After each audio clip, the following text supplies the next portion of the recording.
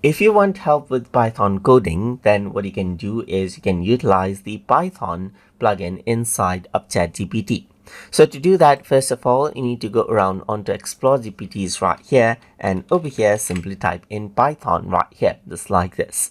Once I go around and do that, you can see that Python is an option right here, just like this. So it's highly sophisticated GPT tailored for Python programmers, as you can see right here, just like this. So now you can go around and say, write a program that takes in 3 input and produces their address right here, just like this, their address right here, just like this. So once I go around and do that, you can see that it simply goes around and then gives a prompt, and there you go, there's the Python program right here, just like this. And it even gives the explanation, as you can see right here, for the program right here, just like this. So now let's say, for example, now I want you to add in choices for users on whether they want to display the average,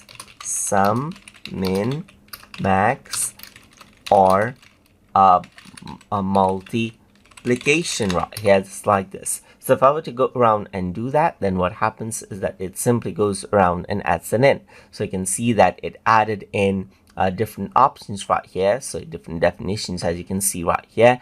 And now under the main, you can see that it added in all the options right here, like choices, as you can see right here. And depending on the choice, it'll go around and display out different codes as you like, as you can see right here, just like this. And that is how you can go around and utilize the Python plugin inside of ChatGPT in order to generate out Python code and get Python help. So I hope you guys learned something as always. And as always, please like, comment, share, and subscribe.